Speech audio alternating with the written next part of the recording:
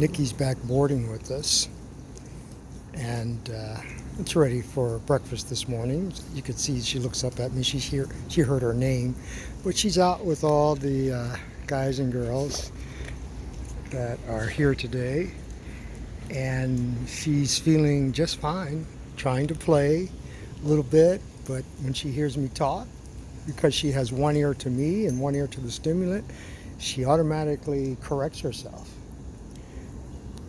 And I allow for her to do that. There we go.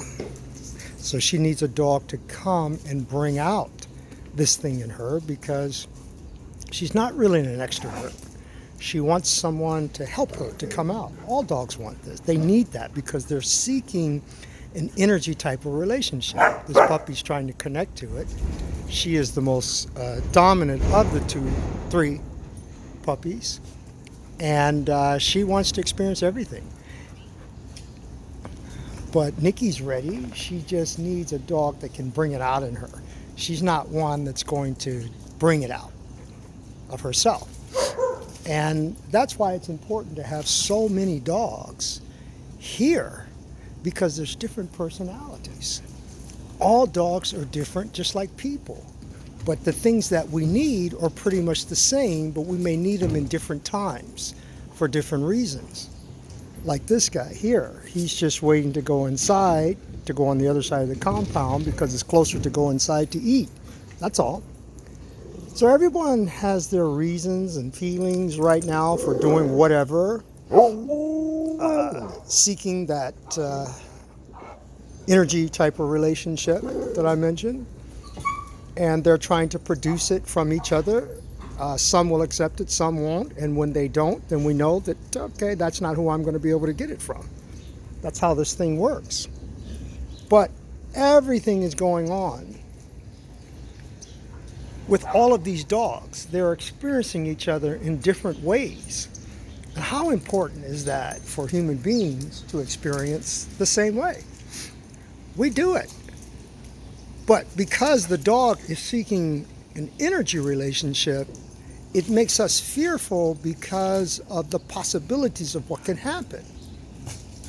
So as human beings, we have to learn to want to have that control and how to get it on our dogs so that we feel comfortable enough by allowing for them to do it when we hear these sounds and when they act like this, so that we can say, okay, that doesn't necessarily mean aggression.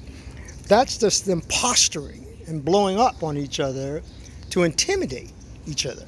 Doesn't mean that it could not lead to something like that, but we have to be ready to accept that. And that's what I do here.